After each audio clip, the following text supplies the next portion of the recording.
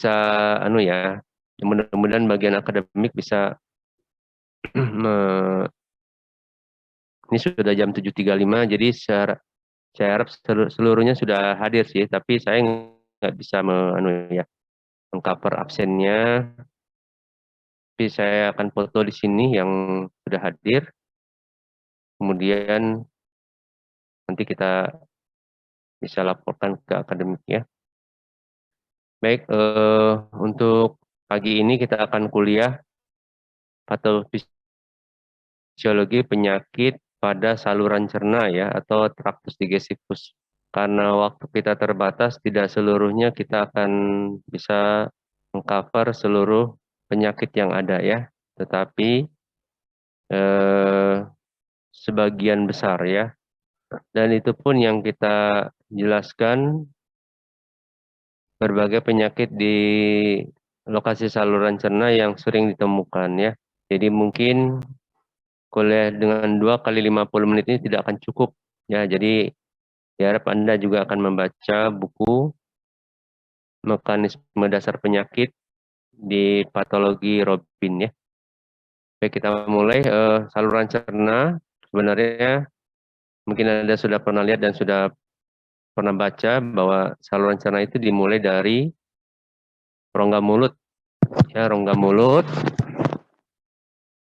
kemudian masuk ke daerah faring atau tenggorokan, kemudian dia akan masuk ke esofagus. Dari esofagus dia akan masuk ke lambung atau gaster ya. Kemudian dia akan masuk ke usus halus dan usus besar. Yang terakhir nanti akan keluar dari rektum namanya. Nah, yang kelainan yang dari mulut mungkin nanti ini kaitannya dengan ilmu penyakit gigi dan mulut ya. Jadi kalau bisa disampaikan oleh dokter ahli gigi ya. Nah, kita mulai dari esofagus ya. Kelainan di saluran cerna yang namanya esofagus di bawah kerongkongan. Kelainan yang sering pertama ditemukan adalah kelainan obstruktif esofagus. Ya, esofagus dengan kelainan ini enak dibuka sedikit ya. Berupa kelainan sumbatan ya, sumbatan di saluran cerna esofagus. Bisa penyempitan, bisa adanya satu perlengketan di antara dindingnya. Esofagus itu merupakan saluran sebelum masuk ke lambung ya. Jadi dia merupakan saluran yang diameternya cukup sempit, tetapi dia bisa mengembang dengan sempurna jika ada makanan yang lewat. Nah, kelainan obstruksi ini bersifat kelainan mekanik biasanya. Mekanik itu ya kelainan yang terjadi di mana gambarannya ada hambatan di jalan masuk makanan ke situ ya. Yang pertama atresia, ada celah saluran yang tidak terbentuk, terutama di bagian awal dari saluran dari faring ke esofagus, dan juga bisa pada bagian ujung yang dekat ke lambung ya. Di sini biasanya ya utamanya tidak terbentuk saluran, jadi ini karena kelainan yang mulai terjadi saat sebelum lahir ya. Jadi ini ada terkait dengan ilmu embriologi. Tetapi ini kelainan yang bisa ditemukan. Jadi pada saat bayi lahir, bagusnya memang nanti segera disusukan. Kalau dia disusukan tersedak ataupun dia muntah, kemungkinan harus diperiksa adanya atresia ya. Kemudian kelainan yang berikutnya adalah kelainan yang disebut fistula. Fistula ini sebenarnya berupa saluran yang terbentuk pada dinding saluran esofagus yang bisa muncul dan bisa berhubungan dengan saluran nafas ya, atau di sini terjadi pada saluran ke arah bronkus atau trakea. Bronkus dan trakea itu merupakan saluran yang nanti mengarah ke saluran pernapasan ya. Jika terjadi seperti ini, maka akan terjadi aspirasi namanya. Jadi makanan atau minuman yang masuk dari bayi baru lahir juga akan mengalami tersedak ya. Jadi jika bayi baru lahir minum ASI tersedak pada saat baru mulai lahir, biasanya terjadi fistula juga ya. Jadi kalau fistula ini karena ada cairan atau makanan yang masuk ke saluran nafas ya. Jadi mirip jika Anda mengalami kejadian di mana saat minum, nah saat bicara itu juga kadang-kadang kita akan mendapati orang tersedak. Di situ ada cairan atau minuman tadi masuk ke seperti itu kejadian. Nah ini harus dilakukan pemeriksaan berikutnya, mungkin dilakukan foto ronsen atau CT scan ya dan MRI. Nah, ada lagi yang disebut akalasia esophagus ya, di mana terjadi peningkatan tonus sphincter tonus bagian bawah disebabkan oleh relaksi otot polos. Ini perlu diketahui bahwa secara anatomi jalan esophagus itu tidak seperti lambung bisa mengunyah, melembutkan atau mencerna. Dia hanya sebagai saluran. Sehingga pada bagian ujung sebelum masuk lambung ada semacam pintu. Pintu untuk menutup dan membuka ya. Jadi tonus sphincter ini berasal dari pintu yang masuk di bagian ujung sebelum ke dan dia akan membuka jika ada makanan ya. Jika tidak ada makanan dia akan menutup. Apalagi pada saat bicara, tonus sphincter ini akan menutup ya. Nah, bila terjadi kelainan disebabkan oleh relaksasi otot polos, jadi otot polosnya di bagian bawah ujung esophagus tadi terjadi pelemasan otot, akan terjadi obstruksi ya.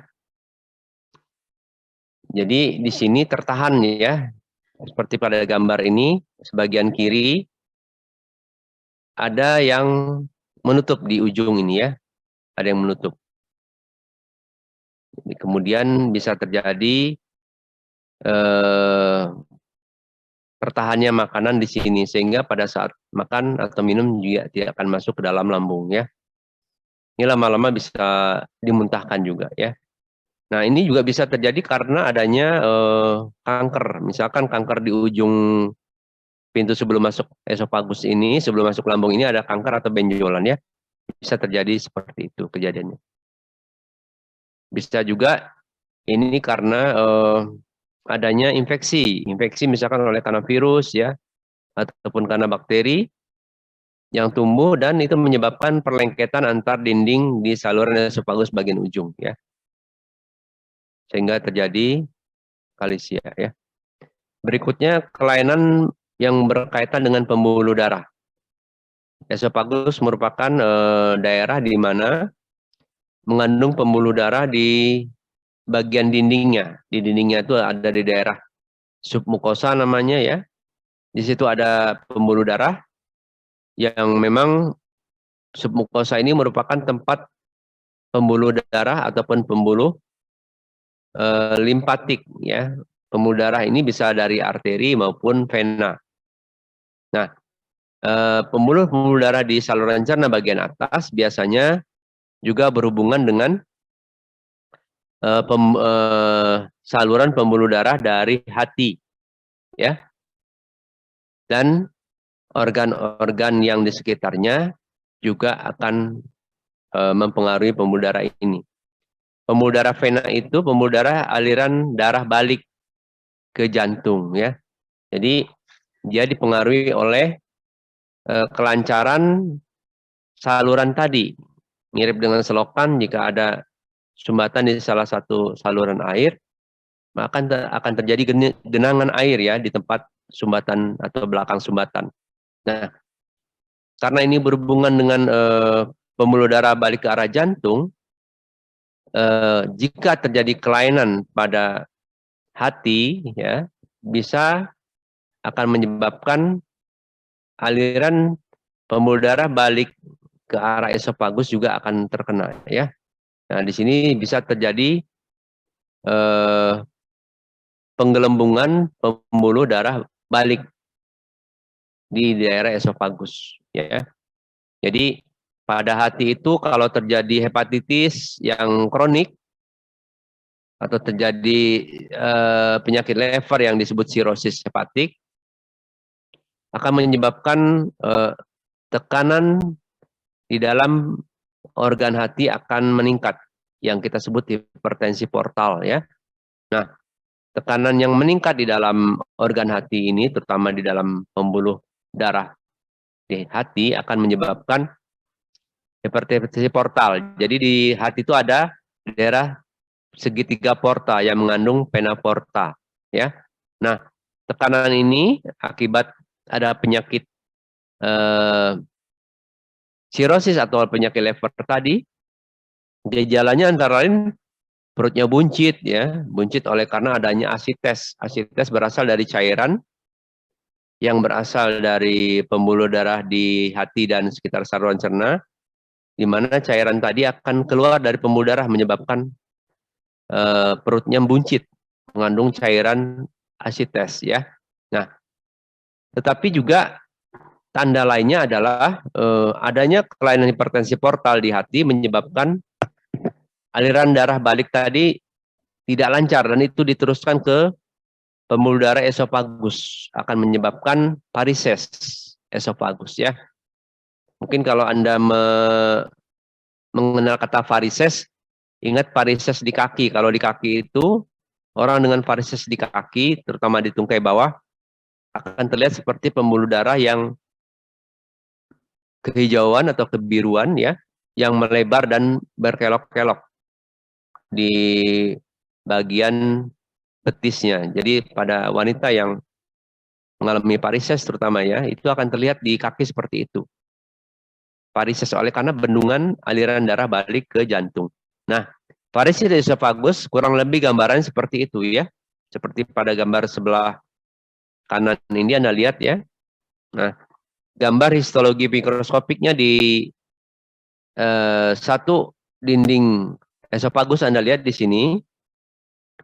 Ini bagian permukaan atas dari saluran cerna esofagus dilapisi oleh epitel gepeng berlapis. Kemudian ini daerah mukosa ya.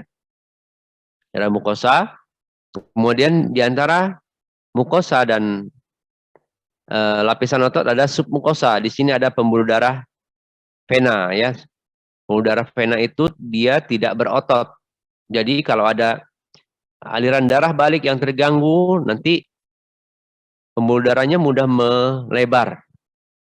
Berdilatasi namanya dalam bahasa kedokterannya. Melebar dan bisa membengkak keluar, menggelembung ya. Jadi seperti Anda lihat di gambar foto atas ya. Foto atas sebelah kanan gambar B itu adalah gambaran endoskopi pada saluran esofagus ya. Jadi seperti itu. Pada gambar kanan atas yang B itu terlihat warnanya agak biru kehijauan, varises yang dilihat secara endoskopi. Di situ seharusnya normalnya tidak terlihat ya. Jika terlihat berarti ini terjadi varises esofagus. Ya. Nah ini varises ini disebabkan apa tadi? Adanya hipertensi porta yang paling banyak menyebabkan demikian. Di mana terjadi kelainan di hati yang disebut sirosis hepatis.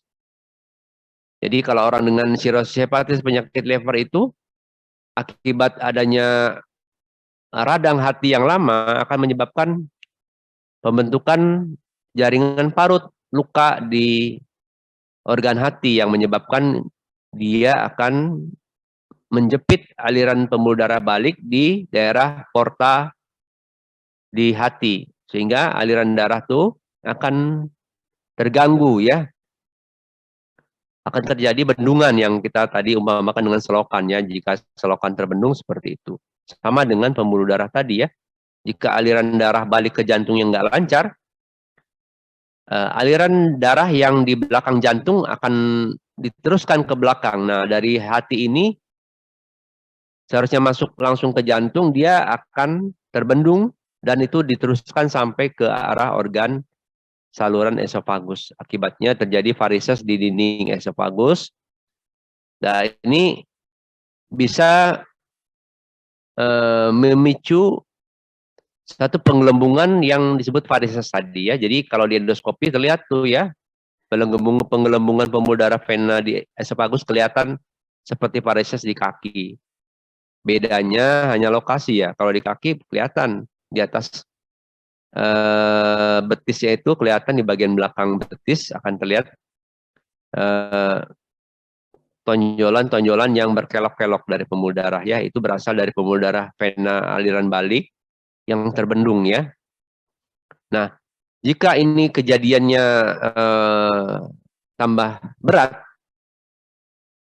ini akan memicu satu efek ya yang disebut kolateral vaskuler ya. Jadi pembuluh darah itu juga mempunyai jalan-jalan alternatif ya. Jadi mirip jalan utama, kemudian jika terjadi kemacetan nanti motor masuk ke gang-gang gitu ya. Jalan yang tadinya tidak ramai jadi gangnya tadi jadi ramai. Nah, begitu juga pembuluh darah aliran balik itu ya. Pembuluh darah vena di esofagus itu mempunyai alternatif pembuluh darah kecil yang ada di samping kiri kanannya ya. Dan itu akan ikut menggelembung ya.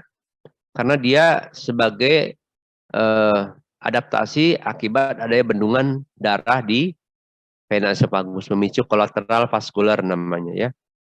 Nah, ini juga tentu akan berefek ya. Makin banyak darah yang terbendung, semakin banyak kolateral vaskulernya. Dan mirip balon, jika ditiup terus, itu akan menipiskan dindingnya ya. Jadi dinding pembuluh darah itu juga akan mengalami penipisan jika isi darah yang terbendung makin banyak ya. Nah, ini efeknya apa jika terlalu tipis dindingnya? Jika terkena trauma, dinding daripada esofagus tadi, misalkan dia minum alkohol ya, kalau penderitanya minum alkohol, penyebabnya ya, alkohol itu kalau diminum, dia efeknya ke dinding itu akan menipiskan dinding saluran cerna ya, karena dia merupakan zat yang bisa membuat trauma dinding pembuluh darah, terutama dinding mukosa dari esofagus ya. Nah, pada orang dengan apa namanya sering sakit mah ya, yang disebut gastritis juga akan sering terjadi kalau sedang kambuh kadang-kadang disertai muntah ya. Jadi kalau muntah dari penderita mah atau gastritis itu sering muntahannya itu karena mengandung asam lambung. Itu asam lambung yang dikeluarkan sebelum ke arah mulut, tentu dia akan melalui dinding esofagus ya. Esofagus tadi dinding permukaan saluran dalam yang ada di esofagus tidak sama dengan di lambung. Kalau di lambung ada zat pelapis yang melindungi lambung dari efek asam lambung, tapi di esofagus tidak ada pelapis untuk melindunginya ya. Sehingga saat terkena muntahan yang mengandung asam lambung akan menyebabkan perlukaan ya, mirip jika kita terkena asam cuka atau asam sulfat mungkin ya, yang lebih itu dengan asam pH yang rendah sekali itu menyebabkan dinding akan seperti terbakar ya. Jadi makanya jika dia muntah itu terjadi penipisan bagian permukaan lapisan mukosa ya, sehingga bisa mencapai submukosa. Jika mencapai submukosa akibat ada trauma baik dari luar berupa minum alkohol atau makanan yang terpedas ya, atau obat-obat yang berefek ke dinding dari mukosa esofagus akan menyebabkan perlukaan sampai di submukosa, bahkan bisa menyebabkan pecahnya pembuluh darah varises tadi sehingga terjadi perdarahan ya. Perdarahan dari varises ini berbahaya ya, karena dia bisa menyebabkan shock hipovolemik ya jika tidak segera diberikan pertolongan, bahkan menyebabkan kematian ya. Nah, jadi pada orang dengan penyakit hepatis sirosis atau penyakit liver sering disertai ini ya. Kemudian orang dengan penyakit lambung, gastroesophageal reflux ya, berupa gejala dari kelainan di lambung yang menyebabkan muntah hebat. Muntahan tadi akan menyebabkan kelainan di dinding esofagus. Jika terjadi varises di esofagus, maka adanya muntah yang berasal dari lambung menyebabkan perlukaan, sehingga terjadi pecah varises, ya, menyebabkan pendarahan, ya. Nah, ini merupakan salah satu kasus darurat yang perlu ditanggulangi cepat. Nah, kemudian peradangan di esofagus yang disebut esofagitis, ya, bisa disebabkan oleh perlukaan akibat muntah tadi, ya. Jika terjadi muntah dari lambung, itu nanti esofagus akan meradang mirip dengan kemerahan, ya. Kemudian terjadi perlukaan, ya.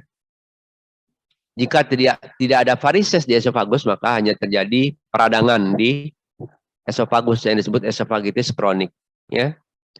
Esofagitis kronik ini harus segera ditanggulangi, ya, diobati supaya dia tidak bertambah berat, ya. Misalkan dengan obat-obat anti gastritis atau obat-obat mirip sakit mah, kemudian dibeli obat untuk meredakan radangnya di esofagus, ya, dan kemudian dikasih obat anti muntah, ya, supaya tidak terjadi muntah. Jadi kalau faktor muntahnya itu tidak diobati, maka bisa terjadi laserasi esofagus atau robekan, ya, di dinding esofagus karena adanya trauma akibat cairan asam lambung yang ada di muntah yang berasal dari lambung tadi. Bisa juga memang dia seperti tadi, ya, terjadi keracunan alkohol yang disebut keracunan alkohol akut, ya. Nah, ini terjadi perlukaan juga, ya. Nah, jika terjadi radang di esofagus, kemudian terjadi luka, bekas lukanya itu bisa menyebabkan apa tadi? Perlengketan antar dinding saluran, sehingga terjadi obstruksi lagi, ya, obstruksi esofagus. Akibatnya makanan akan terganggu untuk lewat, ya. Nah, ini merupakan peradangan yang timbul pada gambar yang A, ya, peradangan yang timbul menyebabkan adanya tanda-tanda radang, kemerahan, ya. Ternyata akibat peradangan ini juga penyebabnya banyak sekali, ya. Bisa karena zat kimiawi, ya, atau infeksi, ya. Kemudian bisa juga karena orangnya perokok, ya. Kemudian minum obat-obatan yang bisa menginduksi kejadian muntah dari lambung. Bisa juga karena sinar radiasi yang berasal dari ronsen, misalkan pada saat ronsen foto, bisa juga menyebabkan suatu efek peradangan, ya, pada esofagus, terjadi esofagitis. Bisa juga karena infeksi lain, misalkan virus, jamur, atau penyakit-penyakit imun, ya, pada Crohn disease atau pemphigoid bullosa. Jadi cukup banyak, ya, penyebab peradangan dari esofagitis ini. Namun yang sering kita ketahui, ini sering terjadi pertama akibat iritasi yang berasal dari saluran cerna bagian lambungnya yang mengalami muntah, ya, atau akibat alkohol, ya. Kemudian juga mungkin kalau dia perokok, nah ini juga beresiko, ya. Kalau asam basah mungkin nggak sengaja atau dia sengaja untuk kasus bunuh diri, ya. Jadi kalau orang dengan bunuh diri, percobaan bunuh diri itu yang terkena sebelum dia masuk ke otak ataupun dia mengalami reaksi hebat di saluran cerna, dia akan mengalami iritasi hebat di esofagus dulu, ya. Baru nanti ke lambung, baru nanti ke usus halus, ya. Kalau di lambung mungkin dindingnya lebih tebal, tapi esofagus dindingnya lebih tipis. Jadi esofagus dulu yang menderita kalau minum cairan-cairan yang sering dilakukan oleh seorang yang dengan percobaan bunuh diri ya. Nah, ini kasus yang disebut reflux esophagus ya, yang berasal dari lambung, itu sering memberikan gambaran penyakit yang disebut GERD ya, gastroesophageal reflux disease ya. Ini memang juga terkait dengan gangguan pintu di sphincter esophagus yang berasal dari sphincter ujungnya, pintu paling ujung sebelum masuk ke lambung ya. Jadi ada gangguan di situ dengan gambaran mikroskopik seperti di kanan ya. Jadi ada epitel esophagus dengan sel radang eosinofil yang banyak ya. Di sini terlihat eosinofil itu ditandai oleh adanya sel-sel radang dengan sitoplasma kemerahan yang seperti Anda lihat bercak-bercak merah. Jadi ini dilihat dengan mikroskopik. Nah, pada orang dengan reflux esophagus itu yang terkena dengan GERD tadi, itu sering menyebabkan komplikasi ya, karena dia orangnya mudah muntah ya, mungkin juga karena stres dia juga muntah. Ini menyebabkan bisa terjadi luka yang dalam, yang mirip borok ya, kita sebut ulkus esophagus. Atau karena dia ada penyakit hepar yang disebut sirosis hepatis, bisa terkena pecah varises ya. Pecah varises menyebabkan perdarahan dari esophagus tadi keluar berupa muntahan disebut hematemesis. Biasanya muntahan hematemesis ini kalau dia belum masuk ke lambung darahnya tadi, muntahannya ada yang warna merah tapi juga ada yang warna hitam ya, karena dia jika darah dari esophagus yang berasal dari varises akibat reflux tadi warna merah bercampur dengan asam lambung akan berwarna hitam ya. Jadi seperti itu. Tapi juga akibat pecah varises tadi, akibat GERD atau esophagitis reflux ini bisa menyebabkan kelainan BAB disebut melena ya. Jadi BAB-nya warna hitam ya. Kemudian akibat komplikasi esophagitis reflux, peradangan akibat ada muntahan tadi bisa menyebabkan struktura esofagus ya. Jadi dinding yang tadinya mengalami borok jika sembuh kadang-kadang akibat penyembuhan borok tadi terjadi perlengketan yang disebut struktura esofagus ya.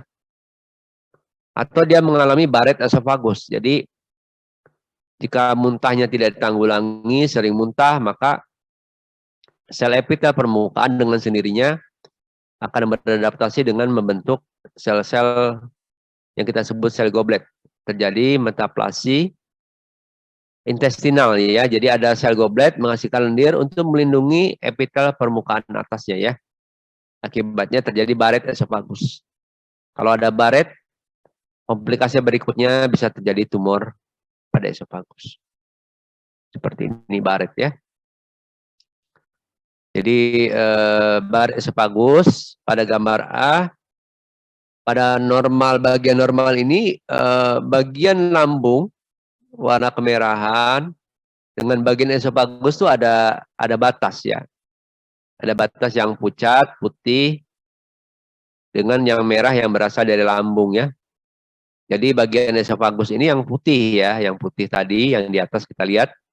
Ini daerah epitel gepeng berlapis. Dia tidak mengandung musin seperti di bagian lambung. Jadi lambung ini kemerahan karena dia merupakan daerah di mana ada asam lambung ya, ada asam lambung, ada reaksi antara makanan yang masuk ke dalam lambung dengan asam lambung, dan kemudian juga dindingnya itu ada lendir di permukaan yang bisa menyebabkan pertahanan untuk lambung tersendiri terhadap asam lambung. Jadi asam lambung itu dipakai untuk proses pencernaan awal ya. Jadi ada kuman-kuman yang tidak dikehendaki bisa mati di daerah lambung itu ya. Kemudian juga ada makanan-makanan yang dengan asam lambung bisa lebih lembut akan dicerna ya. Dan bisa terjadi reaksi-reaksi yang terkait dengan peradangan jika tidak ada lendirnya di permukaan. Jadi pada daerah permukaan lambung itu ada lendir yang bertugas sebagai pelindung lambung ya. Makanya pada saat kita makan, kita harus hati-hati ya, jangan makan terlalu panas ya, atau terlalu dingin, karena ini mempengaruhi dinding saluran cerna ya. Jadi nanti secara gizi, Anda di bagian gizi, mungkin bisa memberikan support, nasihat, makanan yang dimakan pada orang dengan sakit mah, sakit peradangan di esofagus itu, jangan terlalu panas, jangan terlalu dingin ya, jadi yang sedang-sedang saja ya. Karena dia akan mempengaruhi lapisan permukaan dari saluran cerna di esofagus maupun lambung ya. Terjadi satu kelainan disebut radang esofagus yang disebut esofagitis Barrett.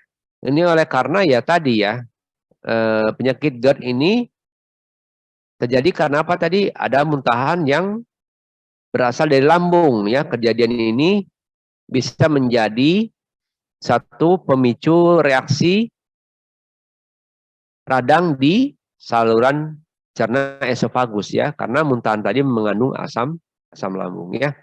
Pada gambar B kelihatan daerah esofagus bagian atas seharusnya putih ya, itu berubah menjadi kemerahan ya, bahkan lebih merah oleh karena dia mengalami peradangan ya.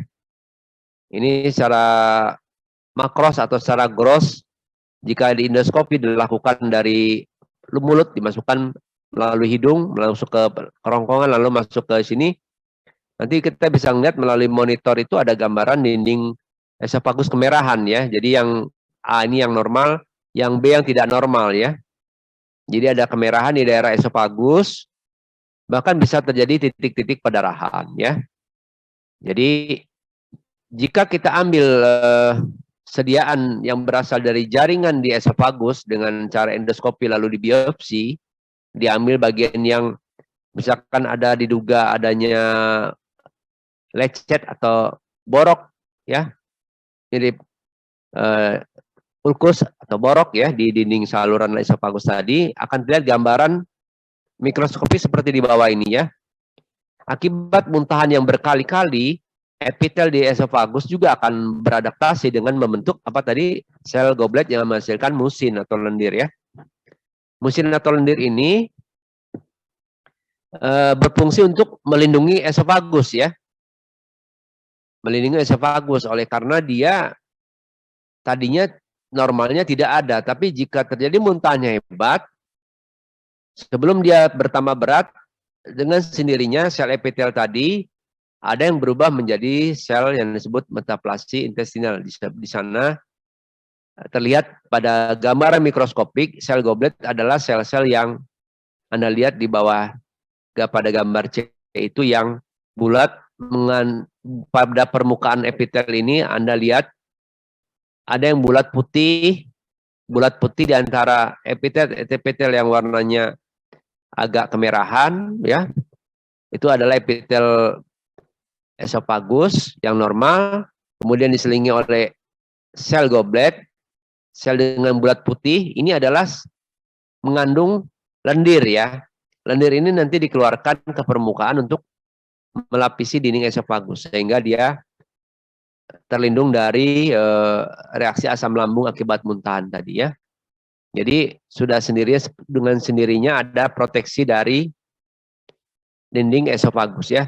Nah ini kita sebut Barrett esofagus, adanya sel goblet atau metaplasi intestinal di lapisan epitel lambung ya.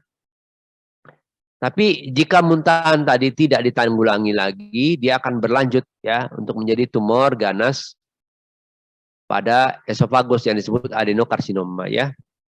Resiko-resiko pada kelainan ini sering terjadi pada usia 40-60 ya. Jadi jika ada muntahan yang sulit dikendalikan ya dari lambung sehingga Anda merasa panas di tenggorokan ya akibat muntahan itu. Tapi juga daerah esofagus juga terkena. Jadi rasanya ada nyeri di dada ya. Nyeri di dada ya. Nah, nyeri di dada ini dirasakan disebut heartburn. Dadanya terasa panas dan nyeri ya. Jadi jika terjadi seperti itu akibat muntahan, cepat-cepatlah berobat untuk dilakukan pemeriksaan. Biasanya dilakukan endoskopi dan kalau bisa dibiopsi ya. Jika ini terjadi pada usia muda, mungkin akibat adanya heartburn atau nyeri dada tadi, bisa disingkirkan kemungkinan akibat penyakit jantung ya.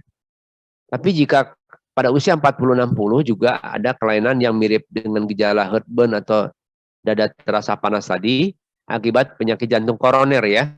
Di penyakit jantung koroner adalah penyakit jantung akibat sumbatan pembuluh darah koroner yang akan mendarai jantung. Itu juga terjadi nyeri dada dia. Ya, nyeri dada. Jadi harus dilakukan pemeriksaan tambahan juga jika usia 40-60 terjadi nyeri dada dengan gejala panas di dada ya. Mungkin karena sakit penyakit jantung koroner, bisa juga karena GERD yang disebut esophagitis kronik yang bisa menjadi esophagitis Barrett tadi ya. Nah, pemeriksaan EKG pada gejala heartburn atau nyeri dada atau dengan rasa panas di dada tadi penting. Oleh karena risiko terjadi penyakit jantung juga cukup besar ya. Jadi dipastikan EKG-nya normal, tidak ada penyakit jantung, baru nanti kita cek pemeriksaan penunjangnya dengan endoskopi atau biopsi ya begitu. Jadi pengobatannya beda ya. Kalau terjadi penyakit jantung koroner itu pengobatannya beda. Penyebabnya karena sumbatan ini karena adanya trombus ya. Dan trombus ini bisa dihancurkan dengan pemberian antitrombus ya. Atau dia karena penyakit jantung koroner disebabkan aterosklerosis. Nah, ini kan perlu tindakan yang bisa disebut melonggarkan sumbatan tadi akibat aterosklerosis. Nah, tadi ada risiko menjadi tumor ya, oleh karena akibat GERD terjadi metaplasi intestinal, di mana di situ dihasilkan lendir pada permukaan esofagus. Lendir tadi berguna untuk melindungi esofagus dari cairan yang mengandung asam lambung yang berasal dari muntahan di lambung untuk tidak terjadi perlukan hebat. Jika ini terjadi terus-menerus, maka metaplasi intestinal tadi yang ada di esofagus juga mempunyai risiko jika tidak ditanggulangi penyebab awalnya ya. Jadi ada risiko yang terjadi disebut adenokarsinoma ya. Jadi jika terjadi Barrett esophagus, biasanya itu merupakan peringatan dini untuk hati-hati menangani akibat muntahan yang disebut penyakit GERD tadi ya. Jadi peringatan dini ini ya dilakukan tindakan pemeriksaan penunjang yang endoskopi, biopsi ya, supaya cepat ditanggulangi dan tidak menjadi tumor ya. Kalau sudah terjadi tumor ganas adenokarsinoma, itu lebih repot lagi ya. Esofagusnya mesti dipotong, kemudian jika dia ada penyebaran ke daerah lain juga harus diambil atau diterapi. Terapi dengan anti kanker juga ada efek samping yang berat ya. Nah, dengan adanya GERD juga kita harus hati-hati jika orangnya obesitas atau kegemukan ya. Apalagi dia perokok dan juga mengalami penyakit lain sehingga membutuhkan ronsen yang menyebabkan efek radiasi pada pasien tersebut ya. Nah, ini resiko pada wanita dibanding pria lebih banyak ya resikonya untuk terjadi penyakit tumor esofagus ini, oleh karena pria ya lebih banyak perokok mereka ya. Juga kemungkinan obesitas juga bisa ya dengan riwayat radiasi. Nah, bagaimana peran sebagai ahli gizi? Mungkin di sini Anda jika menemui penyakit-penyakit radang esofagus harus diperhatikan ya bahwa konsumsi sayur mayur atau diet sayur-sayuran dan buah-buahan sangat penting ya. Karena dia mengandung antioksidan yang kuat yang mencegah adanya radikal bebas yang menyebabkan trauma mekanik ataupun molekuler pada epitel di saluran cerna esofagus ya. Jadi konsumsi sayur, buah-buahan ya, kurangi lemak ya, kemudian rajin berolahraga untuk mengurangi obesitas, juga dihindarkan hal-hal yang menyebabkan stres misalkan pada pasien ini ya. Jadi di bidang gizi sebagai Anda petugas gizi nanti bisa menganjurkan diet seperti itu ya, konsumsi sayur, diet buah-buahan ya. Nah, ini merupakan bagian utama tindakan pengobatan tata laksana non farmakologi ataupun sebagai tindakan preventif ya. Jadi kalau kita makan sayur, buah-buahan, di setiap kita makan itu penting sekali ya, oleh karena dia akan memperlancar gerakan saluran cerna, apalagi dia berkaitan dengan resiko menjadi radang pada esofagus maupun saluran cerna berikutnya ya. Nah, jika terjadi nyeri waktu menelan atau susah menelan, atau berat badan turun drastis, misalkan dalam waktu 3 bulan beratnya turun 10 kilo, ini harus hati-hati ya. Jadi adanya benjolan di esofagus, setelah terjadi radang kronik esofagus, baru terjadi baret, kemudian ada rasa keluhan nyeri atau susah menelan, ya, gejalanya itu harus dilakukan pemeriksaan yang intensif ya, kemungkinan itu akibat ada benjolan tumor pada esofagus, apalagi jika terjadi penurunan berat badan yang drastis ya. Jadi drastis ini ukurannya dalam bentuk jumlah kehilangan berat badan yang cukup signifikan ya dalam waktu relatif singkat. Misalkan dalam 3 bulan kok bisa 10 kilo, itu biasanya terjadi pada tumor-tumor akibat tumor ganas ya. Kalau tumor jinak tidak seperti itu ya. Ada lagi jenis karsinoma sel squamous di esofagus ya. Di sini resiko pada pria juga lebih banyak. Usia yang terkenai biasanya usia 45 tahun ke atas. Resiko orang dengan riwayat peminum alkohol ya, perokok atau pemakai tembakau, minuman panas, radiasi ya. Penyakit karena apa namanya? Akalasia ya, yang tadi oleh karena sumbatan di esofagus atau penyempitan saluran esofagus juga itu beresiko tinggi ya. Satu lagi, kondisi sosial ekonomi yang rendah. Di sini tentu dikaitkan dengan kebiasaan makan ya. Jadi kalau kita di sosial ekonomi rendah tuh memang mungkin memaklumi ya. Makan sayuran, buah-buahan mereka tidak begitu paham ya. Jadi targetnya mungkin banyakkan nasinya, sedikit lauknya ya. Kemudian ya mungkin sayur buah-buahan tuh agak susah juga ya. Kalau saya ingat zaman kecil waktu kita di zaman tahun 80 70 ya, mungkin kalau di daerah Jawa Barat di Bandung itu orang lebih suka cemilannya nggak seperti sekarang ya, paling singkong ya direbus ya. Jarang memakai singkong goreng tapi singkong direbus ya. Kemudian makan umbi-umbian. Ternyata itu sehat ya. Ternyata itu sehat daripada makanan fast food seperti sekarang yang dibakar-bakar ya. Jadi makanan seperti itu ternyata tidak sehat dan menyebabkan adanya efek pada saluran cerna ya. Jadi kayak fast food, makanan yang bakar-bakar seperti sate ya, itu kurang bagus ya. Dan itu menyebabkan kelainan yang tidak disadari sehingga menyebabkan risiko terjadinya tumor ya. Jadi seperti yang tadi disebutkan, kalau zaman dulu kondisi sosial ekonomi rendah bahkan menolong ya, tapi zaman sekarang tidak. Ya, oleh karena zaman sekarang makanan-makanan yang disajikan harus diperhatikan ya kesehatannya, dan itu sering menyebabkan satu kondisi di mana berefek ke saluran cerna ya. Tempat sering terkena karsinoma tumor gana esofagus sel squamosa ini di bagian tengah esofagus ya.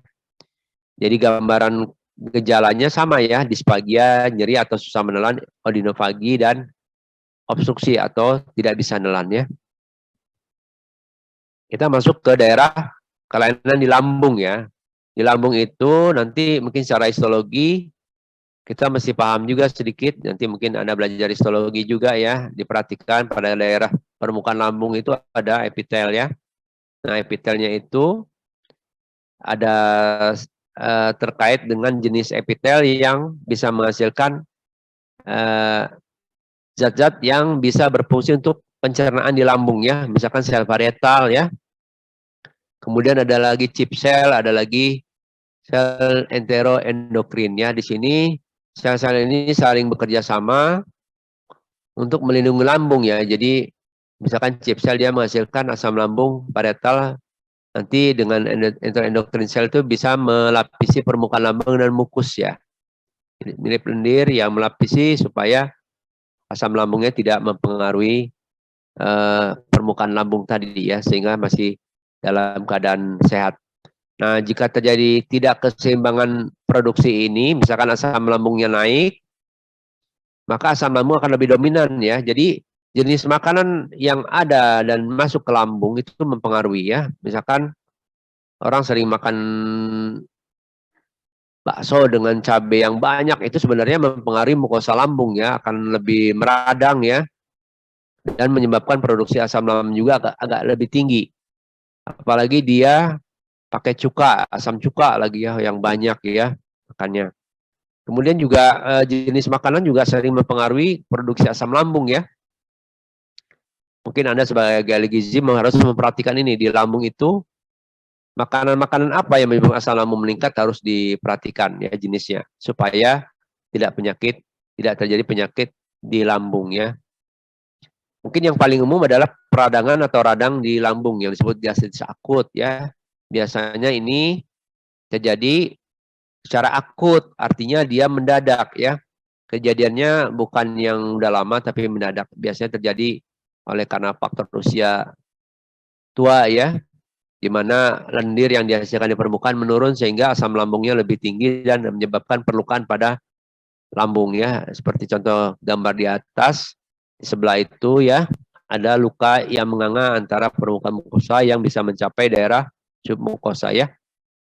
Ini menyebabkan kelainan, bisa gejalanya muntah, berdarah ya, disebut hematemesis melena. Oleh karena kelainan ini terkait dengan penyebab yang berat ya, misalkan pada orang yang juga mengalami stres yang hebat sehingga terjadi keputusasaan dan orang itu menyebabkan percobaan untuk bunuh diri dengan minum cairan-cairan apa ya, pembersih lantai, cairan baygon atau apa yang menyebabkan dia nantinya, jika orangnya tidak mati tapi masih hidup, tetapi yang terkena adalah daerah lambungnya yang rusak parah ya, mukosanya luka berat ya sampai terjadi pendarahannya. Bisa juga karena obat-obat ya, misalkan obat rematik ya, obat NSAID ini obat rematik yang bisa mengobati rematik, tapi dia mempunyai efek meningkatkan asam lambung dan menipiskan lapisan lendirnya ya. Jadi obat rematik misalkan piroxicam ya, natrium diklofenak dan lain-lain, itu menyebabkan penurunan prostaglandin yang menyebabkan pelapisan mukosa mengalami penipisan dan akibatnya perlindungan terhadap dinding lambung akan berkurang ya. Bisa juga akibat radiasi, misalkan di ronsen ya, berapa kali ya terkena ini di ronsen, terkena penyakit itu di ronsen, nah, itu juga bisa menimbulkan bakteri risiko seperti itu. Atau dia mengalami penyakit sebelumnya yang disebut tumor ganas ya, kemudian dia menjalani kemoterapi sebagai obat anti kanker, tetapi di situ ada efek samping sehingga terjadi juga peradangan lambung yang akut ya. Yang berikutnya adalah kasus ulkus peptikum akut. Ini juga akut atau mendadak ya. Jadi ulkus ini berasal dari perlukaan yang dalam pada dinding lambung ya. Ini sering terjadi oleh karena stres ya. Misalkan orang yang terlalu stres juga seperti itu ya. Stres karena pekerjaan, stres karena belajar ya. Tidak bisa mengelola stres ya. Kurang dia mengalihkan kegiatan dengan kegiatan lain, misalkan tidak ada pegangan ya dalam agama yang dianut, kemudian stresnya tidak terkendali akan menyebabkan gangguan fisiologis ya. Nah, ini menyebabkan penyakit psikosomatis ya, akibatnya terjadi perlukaan di lambung ya. Bisa juga karena obat-obat yang sama dengan radang lambung akut ya, yang disebut SSID. Bisa juga oleh karena luka bakar atau trauma yang berat ya. Luka bakar itu menyebabkan perlukaan oleh karena asap-asap yang terhirup itu panas ya, menyebabkan luka yang berat pada permukaan esofagus sampai lambung ya. Ada hal lain misalkan akibat cairan kimia dan asam yang hebat tadi ya, menyebabkan juga luka dan ukus ektivum akan terjadi secara akut. Gejalanya sama ya, hematemesis melena ya, muntah dan BAB berdarah. Komplikasinya bisa terjadi perforasi, artinya dinding lambung bolong atau robek sampai bagian terluar ya. Jadi kalau dari ulkus itu ya seperti gambar kanan, lambung yang sudah dioperasi itu.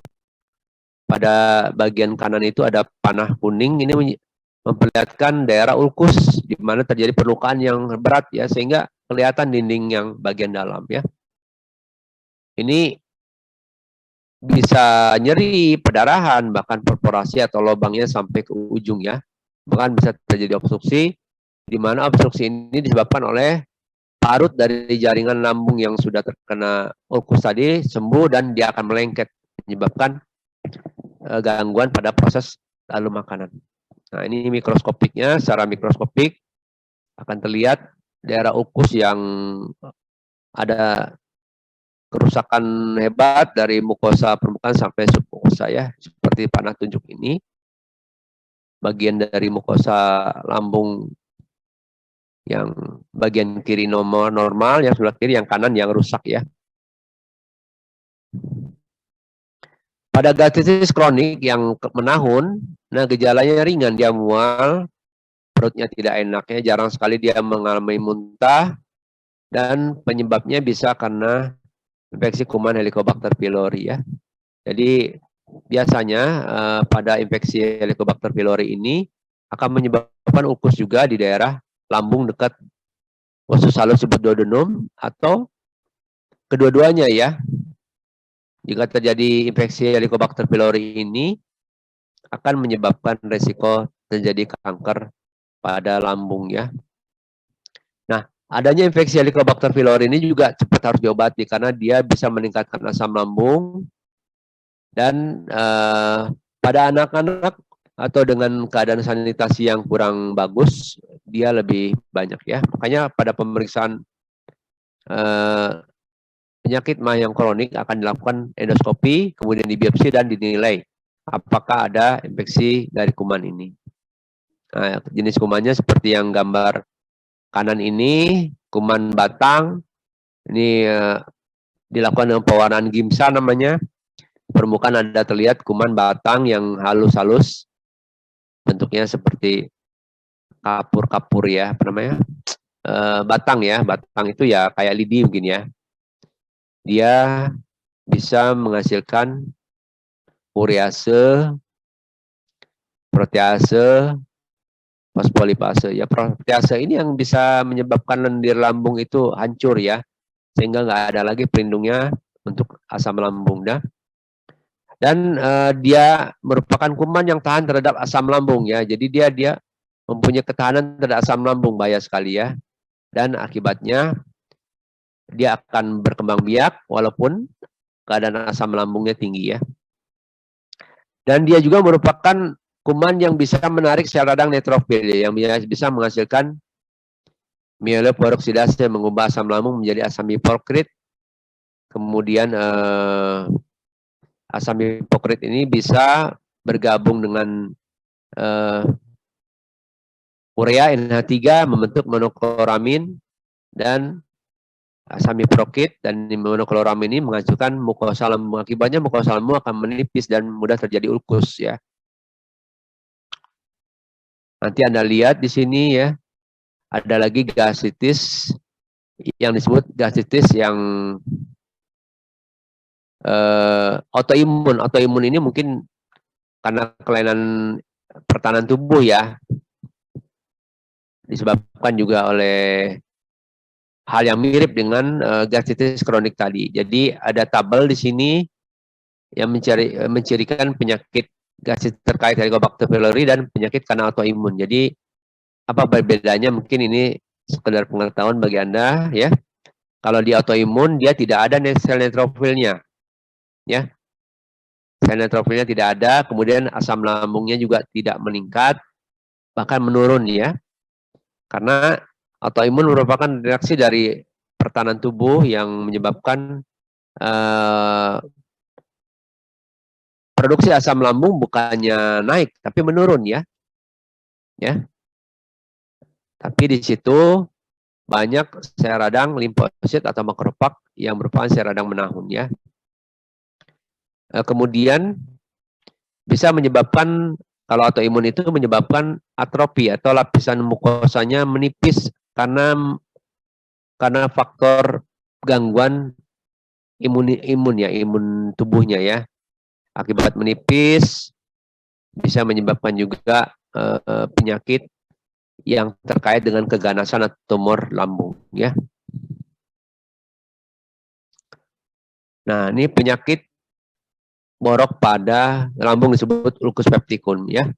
Terkait dengan infeksi Helicobacter pylori tadi dan penggunaan obat NSAID tadi, ada kelanjutan jika terjadi gastritis akut, kemudian dilanjutkan dengan gastritis kronik oleh karena penyebabnya tidak dihilangkan, dan beresiko akan terjadi ulcus pepticum ya. Di sini ya infeksi Helicobacter pylori lagi yang sering ya, kemudian disertai dengan juga adanya akibat efek obat NSAID ya pada penyakit rematik. Saluran lambung yang utama atau kantong lambung yang utama terkena penyakit ulkus ini di daerah perbatasan yang disebut antrum. Antrum ini daerah perbatasan lambung dengan duodenum ya atau usus halus ya. Jadi antara antrum dan proximal duodenum ini sering terjadi ulkus atau borok ya. Nah, kalau pada gambar endoskopi akan terlihat gambar seperti gambar di atas tadi ya. Yang kita lihat di sini ada ulkus, ini daerahnya. Ini di tengahnya adalah saluran berikutnya ke arah duodenum. Nah, di samping kanannya di jam 3 ada bagian yang lebih hitam, agak pucat abu-abu. Ini daerah ulkus ya. Nah, di sini bisa terjadi kematian jaringan yang akan juga terjadi komplikasi perforasi, bisa berlobang sampai dinding luar ya. Tapi juga komplikasinya bisa terjadi tumor ya, oleh karena sel itu selalu adaptasi jika ada kelainan ya. Jadi orang dengan penyakit GERD, kemudian penyakit-penyakit itu berlangsung lama, muntahnya tidak tanggulangi juga akan bereaksi terhadap penyakit lambung berikutnya dan duodenum juga ya. Jadi saling berkaitan ya. Resiko pada laki-laki tentu di sini mungkin lebih besar ya, oleh karena laki-laki stresornya besar ya, lebih banyak saat dia kepala rumah tangga ya, tanggung jawab terhadap keluarganya, kemudian dia bekerja ya, rokok, ada masalah dengan teman, antar teman sekantornya, dengan lingkungan ya, jadi dia memang lebih banyak. Kalau wanita dengan laki-laki perbandingan 10:4 ya. Nah, secara klinis ada gejala nyeri ya. Jadi kalau habis makan dia sering nyeri lambung ya.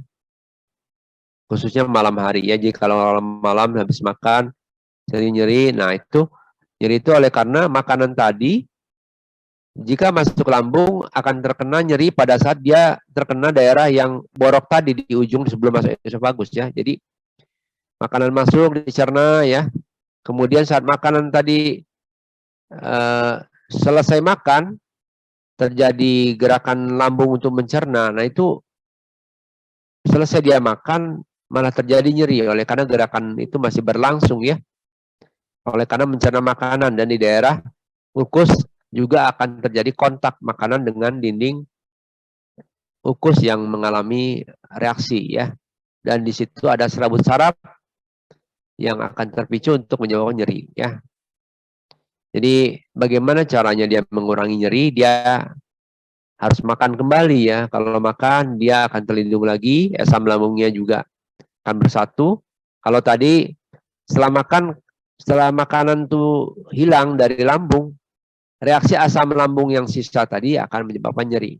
Jika datang makanan lagi, asam lambung tidak akan mengiritasi daerah ulkus dan dia akan mengolah makanan lagi ya begitu. Jadi dia malah berkurang dengan makan. Kemudian juga jika kena cairan alkali, misalkan habis dia makan minum cairan alkali atau minum susu ya. Nah ini kadang-kadang mengurangi ya. Orangnya juga mempunyai gejala sering mual muntah dan sering sendawa ya. Jadi kalau sering sendawa biasanya berasal dari udara yang terperangkap di lambung dan itu disebabkan oleh reaksi antara asam lambung dengan makanan maupun reaksi asam lambung dengan lendir yang ada di permukaan dan di daerah ulkus atau borok tadi ya. Nah, resikonya sama ya dengan gaster esofagus ya. Jika radang tidak tanggulangi, dia akan menyebabkan tumor-tumor di gaster. Mulai dari benjolan angina disebut polip gaster ya. Polip itu ada 4 jenis. Yang dikenal, yang sering dikenal adalah polip hiperplasi atau inflamasi. Kemudian polip fundus ya. Ini adalah jenis-jenis polip yang ada di lambung ya.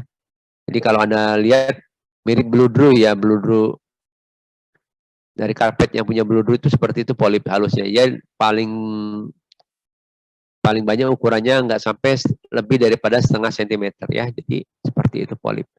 Tapi karena adanya polip ini beresiko juga bisa terjadi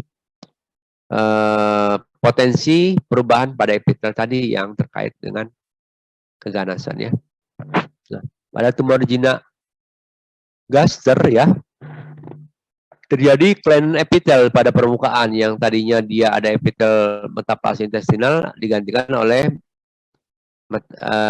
displasia epitel, di mana ditandai oleh inti yang mengalami penumpukan disebut pseudostratified. Jika ini berlanjut, dia akan membentuk polipoid, bentuk polip dari mukosa mirip pohon ya, misalkan pohon beringin kalau Anda ingat. Jadi sebenarnya tadinya rata ya, tapi karena ada yang radang terus-menerus, dia tumbuh bentuk polipoid atau polip ya.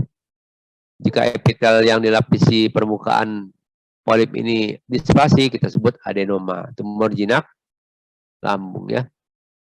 Lokasi terbanyak sama dengan ukus di antrum, dan ini harus diperhatikan dan segera diobati karena ini merupakan faktor risiko untuk menjadi kanker lambung tadi ya.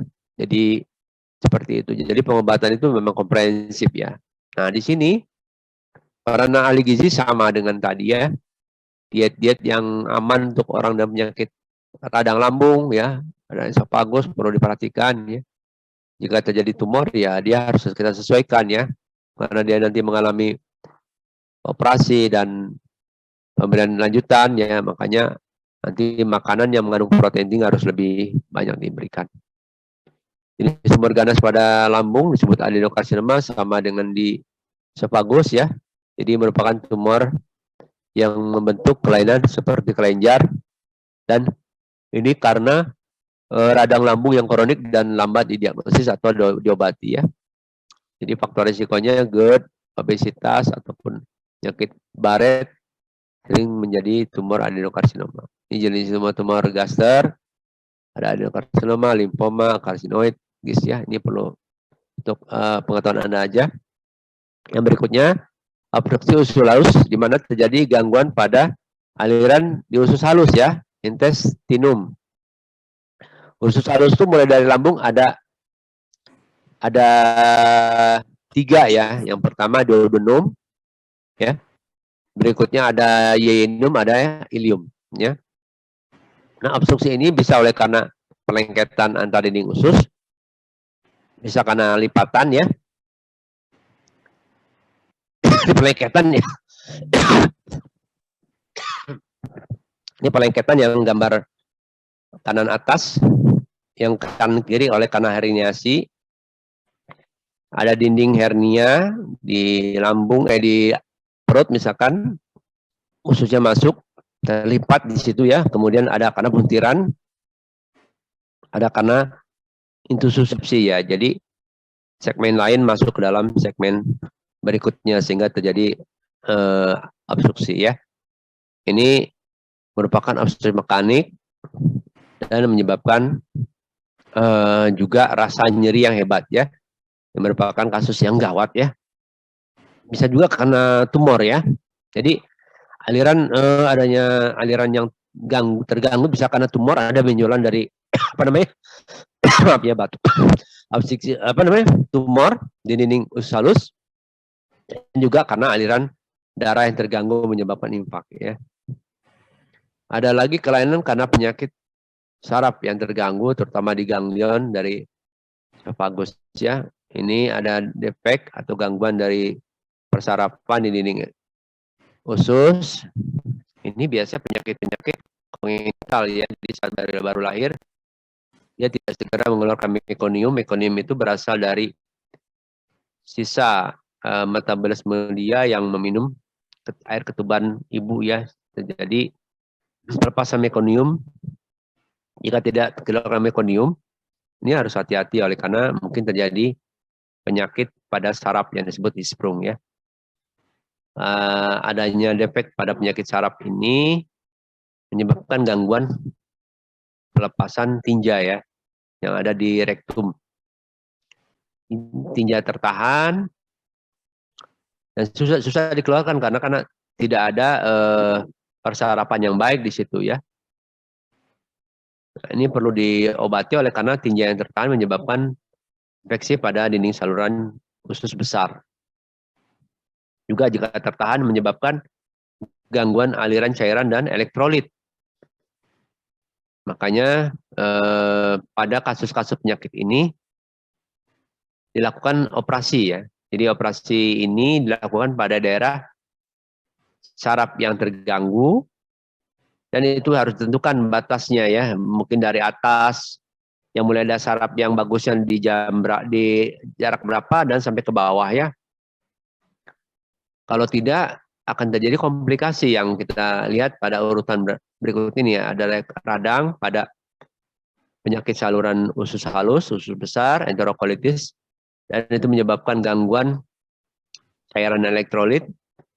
Bisa terjadi perforasi akibat radang yang berlanjut yang merusak dinding dari enterokolon tadi ya. Terjadi perforasi atau terjadi radang yang lebih luas disebut peritonisis. Jadi operasinya dilakukan reseksi dengan pemotongan kolon yang tidak mengandung ganglion. Kemudian dari kolon itu disambung yang normal ke bagian rektum ya. Jadi bagian yang sudah ada saraf disambung, yang tidak ada saraf atau ganglion tadi dipotong ya. Dan itu harus dibantu dengan pemeriksaan mikroskopik ya. Untuk menentukan memang sudah ada ganglion yang terbentuk. Ini gambarnya mungkin ya. Ada gambar kanan mikroskopik, ada daerah-daerah ditunjuk dengan panah ini adalah daerah-daerah yang tidak ada ganglion ya. Jadi harusnya ada ganglion. Ganglion itu merupakan semacam switch daerah sambung antar saraf ya, supaya ada gerakan usus untuk mengeluarkan feses ya kalau di kolon. Dan jika tidak ada ganglion, adanya saraf yang ada tidak akan berfungsi ya. Jadi mirip hampir tidak berfungsi sama sekali, walaupun ada saraf tapi tidak ada ganglion ya. Tidak ada ganglion di daerah lapisan otot di kolon atau sebesar ini kita sebut aganglionik. Dan ini disebut dan ditemukan pada penyakit disprung ya. Dan penyakit ini sering mengenai rektum ya. Rektum itu daerah sebelum di anus ya.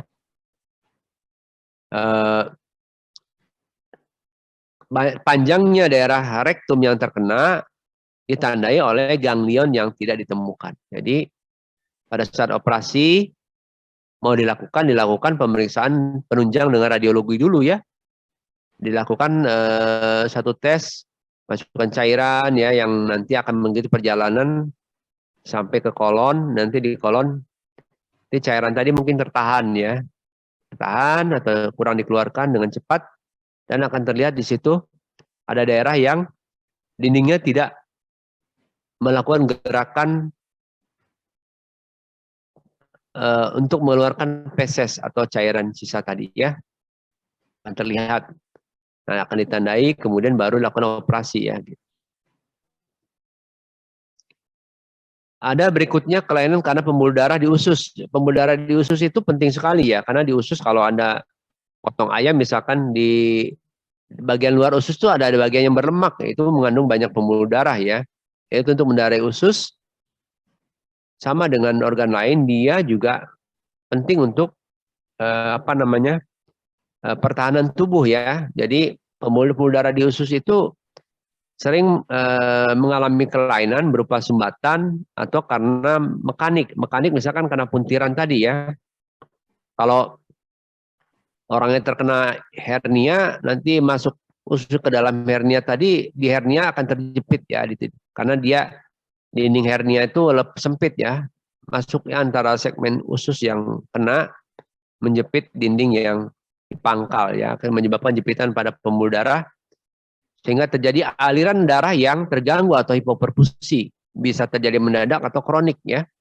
Kalau akut atau mendadak itu berat resikonya. Akibatnya aliran darah terganggu atau tidak sama sekali, itu menyebabkan mulai dari kekurangan oksigen atau aliran darah di jaringan usus yang bagian distal atau ujung, sampai dia nekrotik gangren ya, sampai dia hancur. Jadi infak. Oleh karena aliran darah tidak ada sama sekali, akibatnya jadi infak atau kematian karena aliran darah yang terganggu sama sekali tidak mengalir ya. Infaknya ini bisa mukosa saja, bisa mural ya. Mukosa sampai submukosa atau transmural, meliputi ketiga lapisan dari mukosa sampai lapisan otot ya. Ini akibat apa? Bisa terjadi akibat aterosklerosis ya.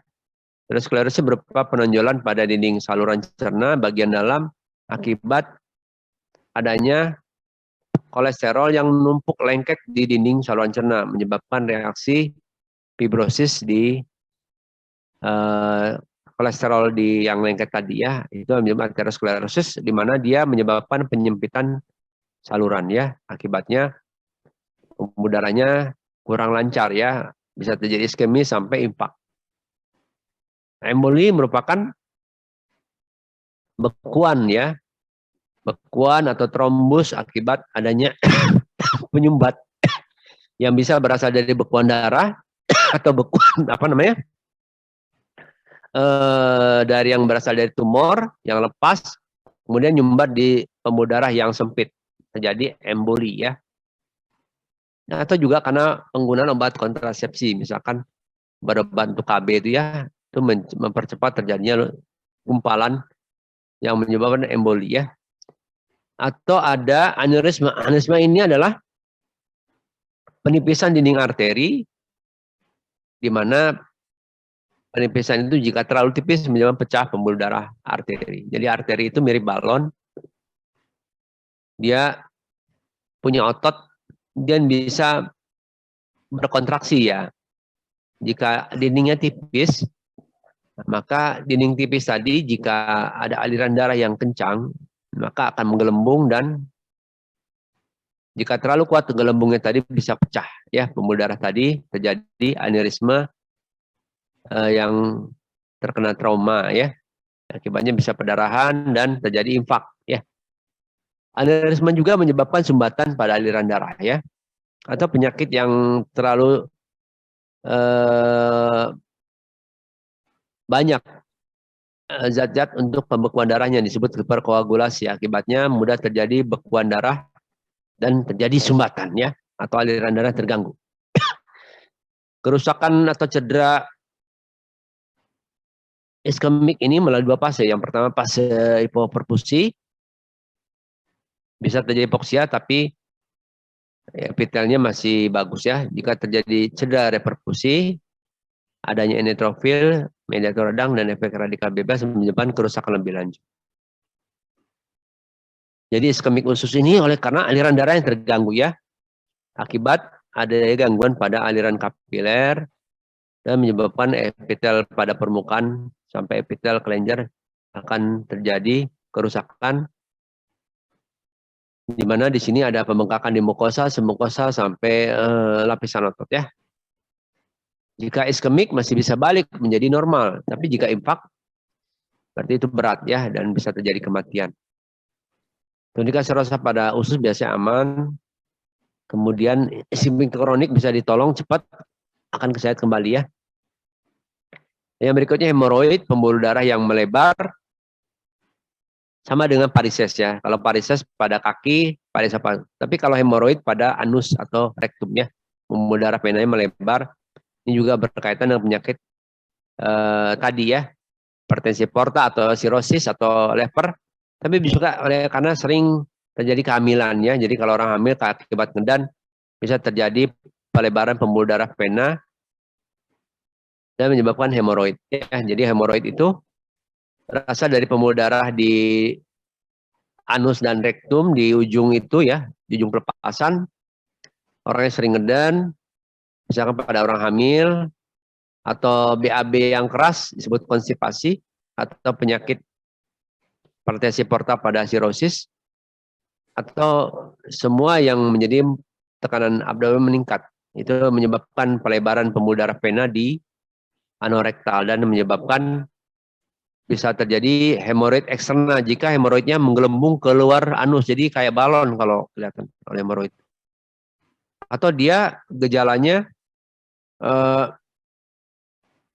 waktu diperiksa teraba ya, ada benjolan tidak rata mirip varises di rektum. Kemudian keluhannya biasanya BAB-nya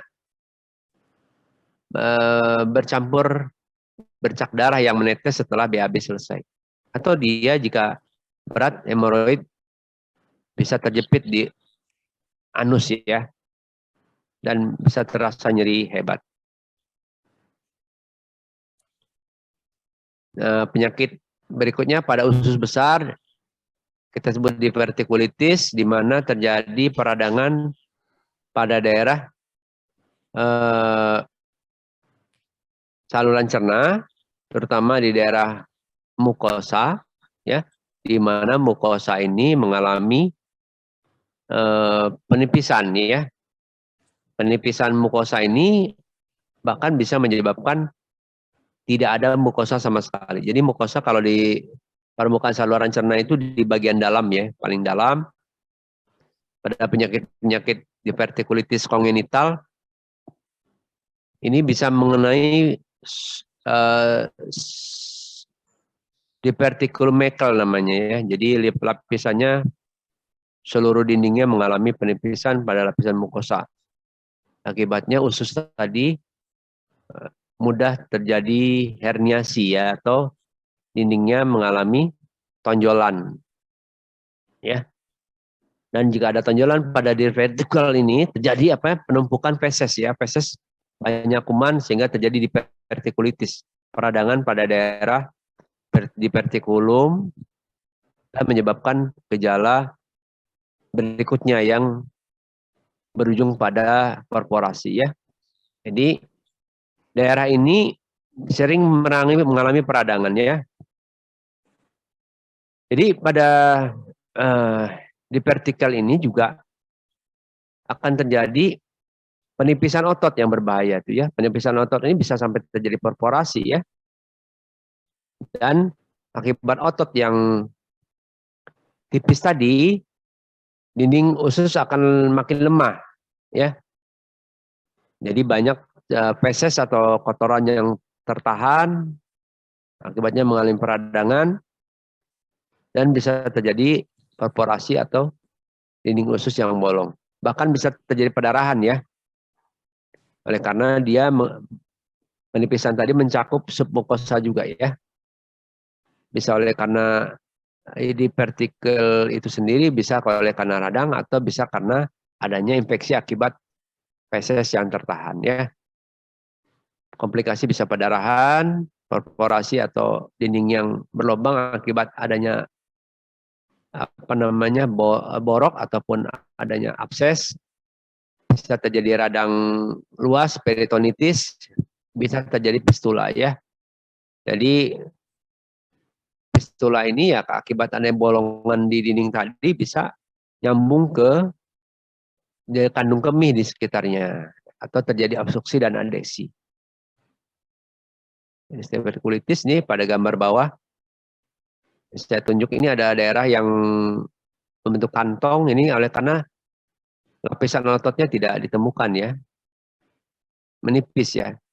Yang di atasnya ada lapisan otot, dindingnya lebih kuat dan cenderung lebih menonjol ke dalam permukaan dalam lumen. Tapi kalau yang tidak berotot, dia berat ke bawah ya, karena tidak ada kontraksi otot. Sehingga jika kotoran masuk lewat usus ini, dia akan bergerak, bisa terjebak di celah ini ya. Jika terjebak, feses akan menyebabkan radang oleh karena adanya kuman-kuman yang tertahan di situ ya, menyebabkan radang yang hebat, bahkan terjadi perforasi. Ya, ini secara mikroskopik, celahnya bisa seperti yang Anda lihat ini ya. Ini yang ditunjuk panah adalah lapisan otot, yang ke bawah lapisan otot itu menipis, sehingga dia jatuh seperti nggak ada penopang ya. Akibatnya ini lebih lemah ya. Adanya feses atau kotoran yang tertahan tidak bisa keluar, dan ini menyebabkan perlukan pada dinding mukosa dalamnya, akan terjadi radang.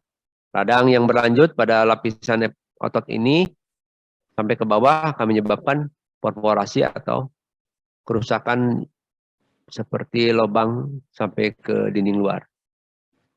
Sama nih ya, gambarnya sama. Ada gambar B yang celah kosong ini berasal dari di vertikal, yang normal yang di atasnya ya, nih yang ada otot. Nah, yang menonjol ke bawah oleh karena ada lubang, celah, karena dia tidak punya otot yang kuat. Jadi resikonya terjadi karena lapisan ototnya menipis ya. Pada gambar di vertikal yang kiri, lapisan ototnya ada di sebelah atas tuh, tebal ya, sehingga dia tidak, secara gravitasi tidak turun ke bawah. Yang ke bawah, oleh karena lapisan ototnya tipis ya, sehingga menyebab feses yang masuk. Oleh karena dindingnya tidak ada kekuatan untuk menyebabkan gerakan peristaltik mendorong makanan. Akibatnya feses tertahan, dan ini yang menyebabkan infeksi sampai perforasi.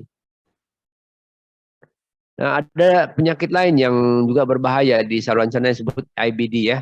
IBD ini penyakit radang pada usus besar, usus kecil, atau usus halus. Ada dua penyakit yang berbahaya. Yang pertama kronisis, dan yang kedua kolitis ulceratif. Di mana kolitis ulceratif terbatas hanya rektum dan kolon, di daerah mukosa dan submukosa saja. Kalau penyakit Crohn di seluruh lapisan cerna dan seluruh lapisan ya. Jadi dua penyakit ini merupakan resiko untuk penyakit prekanker karena perlu diwaspadai. Biasanya gejalanya diare yang tidak sembuh-sembuh ya. Lebih banyak pada wanita. Ya, setelah diteliti lebih banyak pada wanita. Kemudian terutama yang remaja dan dewasa muda juga saat ini lebih banyak ya. Pada orang kulit putih di Eropa, di Amerika, Australia sering ditemukannya. Di sini ada teori yang belum jelas ya, patogenesisnya. Di sini ada dugaan reaksi pejamu yang salah dengan mikroba usus.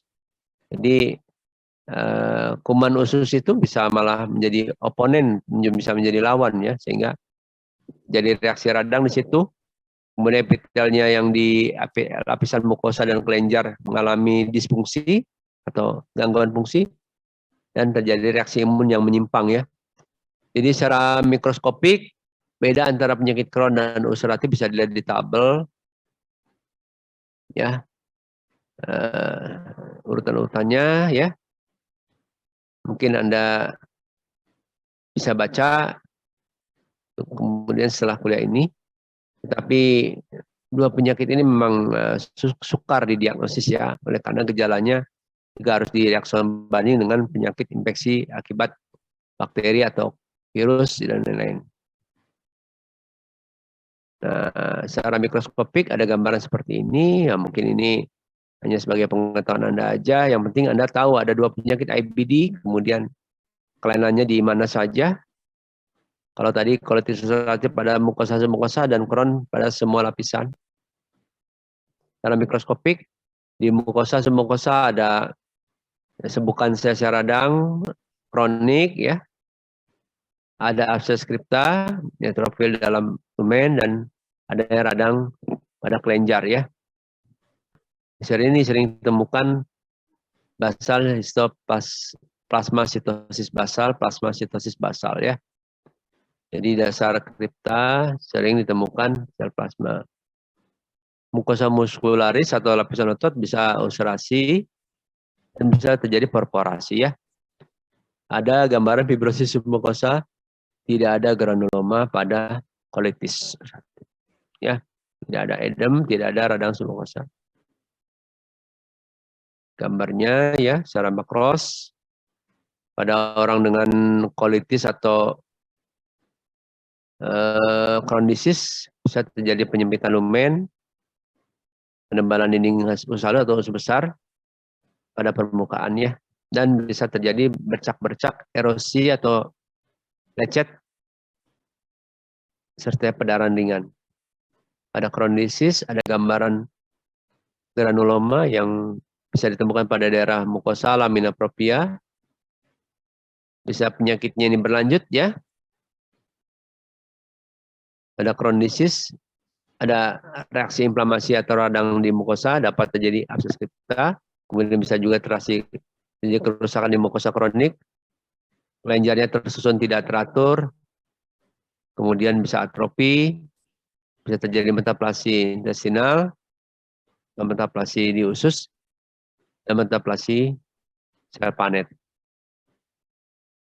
Jadi ada lagi kemungkinan reaksi radang pada seluruh lapisan dari mukosa, submukosa, dan otot, sehingga sering terjadi pembentukan jaringan limfoid oleh ototnya.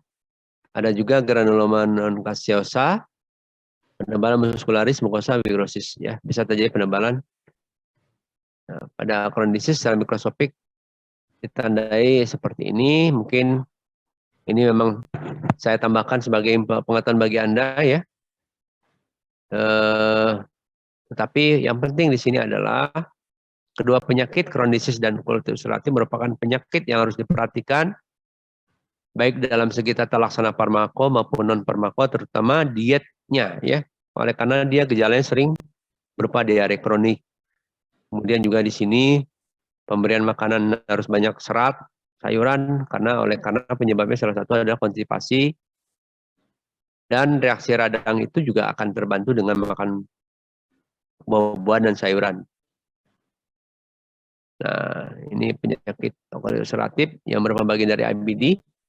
Penyakit ditandai oleh borok-borok yang di kolon mukosa dan submukosa ini bisa banyak borok, bisa terjadi ke arah proksimal dari rektum, tidak terjadi penebalan otot, kemudian permukaan serosa normal. Daerah mukosa yang mengalami radang akan mengalami regenerasi, selalu terjadi borok-borok tadi, membentuk pulau-pulau menyebabkan mukosa menonjol membentuk pseudopolip. Pada gambaran mikroskop ini, banyak ditemukan sel radang kronik dan pengecilan dari kelenjar maupun pembentukan radang di kelenjar ya, serta ada fibrosis di submukosa dan lapisan otot yang normal. Jadi kalau tadi kan mikroskopiknya ini kan hanya di mukosa dan submukosa ya, fibrosis di sini, ototnya biasa ya. Kalau yang di, nah ini bisa masuk ke otot langsung ya, jadi lebih luas, lebih agresif. Tapi yang jelas dua penyakit ini merupakan dua penyakit yang bisa menyebabkan prekanker atau tumor kolon ya. Yang berikutnya penyakit keradang karena amuba ya pada usus besar, disebut amoebiasis, sering terjadi di sekum dan kolon, bisa rektum, sigmoid, dan appendik. Dia tandai dengan BAB yang bercampur bercak darah ya. Jadi disebabkan oleh parasit amuba. Ya, pengobatannya bisa terapi farmako dan non farmako. Non farmako tentu dengan cara diet yang mengurangi reaksi diarenya dan memperberat akibat adanya pendarahan di dindingnya ya. Jadi nanti tugas Anda di situ di sini adanya borok-borok ya. Dan ini bahayanya bisa masuk ke otak atau limpa, bisa terjadi abses ya. Contohnya seperti ini. Amuba dia tandanya dia memakan eritrosit atau sel darah merah ya. Jadi yang merah eritrosit dimakan oleh amuba. Banyak nih ya. Ini ada di saluran cerna menyebabkan pendarahan sampai submukosa. Untuk ini tidak ya. Ini tidak. Celiac disease adenoma tidak. Nah, ini hepatitis sirosis ya yang tadi. Pada hepatitis sirosis terjadi peradangan hati ditandai reaksi radang yang menahun dan pembentukan fibrosis ya. Jadi fibrosis merupakan reaksi jaringan parut di hepar dan membentuk reaksi terhadap penyempitan pembuluh darah oleh karena di situ ada parut ya. Akibatnya terjadi hipertensi porta yang kita bahas tadi ya. Sirosis hepatik ini sering terjadi oleh karena orang yang dengan peminum alkohol atau terjadi reaksi radang akibat virus ya, misalkan virus hepatitis B. Secara mikroskopik dia akan menyebabkan pengecilan sel-sel hepar. Nah, bisa juga terjadi perlemakan pada hati akibat dengan orang peminum alkohol tadi ya, dan yang menyebabkan sirosis juga ya. Perlemakan hati akibat alkoholik bisa menyebabkan sirosis hepatik karena perlemakan ini ya. Nah, di ujung daripada radang, kemudian sirosis hepatis bisa terjadi tumor daripada hepar ya. Tumor ganas hepar kita sebut hepatosudiokarsinoma, dan ini merupakan kelanjutan dari reaksi radang yang kronik tadi ya, yang menyebabkan keganasan yang sangat luas implikasinya, diantaranya sering menyebabkan kematian ya. Terapinya susah, oleh karena jika terkena seluruh hepar bahkan tidak akan bisa difungsikan kecuali ada hepar pengganti ya. Tapi hepar ini mempunyai kemampuan regenerasi yang hebat. Jika hepar dipotong 3/4-nya masih bisa berfungsi yang 1/4-nya ya. Gitu. Pada penyakit kandung pedu sering kita temukan penyakit oleh karena batu kandung pedu ya. Jadi batu ini berasal dari makanan yang banyak mengandung kolesterol dan menyebabkan penumpukan, dan dia akan bergabung dengan kalsium yang akan menyebabkan timbulnya batu hitam ya, yang disebut batu kandung pedu. Ini menyebabkan sumbatan karena jika dia melalui saluran di pangkal daripada kandung pedu akan menyebabkan kesakitan ya, nyeri pada daerah tersebut. Nah, adanya sumbatan batu tadi menyebabkan sumbatan, menyebabkan penumpukan cairan pigmen pedunya ya, akan terjadi reaksi ya, dindingnya akan mengalami peradangan, dan kalau tidak dilakukan tindakan akan menyebabkan kedaruratan ya, sehingga sering orang dengan batu kandung pedu harus dioperasi, kandung pedunya kemudian dibuang, kemudian diperiksa, dan akan kita dapati mikroskopik dari peradangan kronik ya pada kandung pedu. Oke ya, akut pankreatitis tidak masuk karena ini konsumsinya untuk untuk mahasiswa yang lebih tinggi ya, untuk kedokteran. Jadi tadi ada bahasan di esofagus, gaster, usus halus, usus besar, kemudian ada di kandung pedu dan hepar ya. Nanti bahan kuliah akan saya berikan pada salah seorang perwakilan dari kelas ini ya. Ya, saya silakan kalau ada pertanyaan.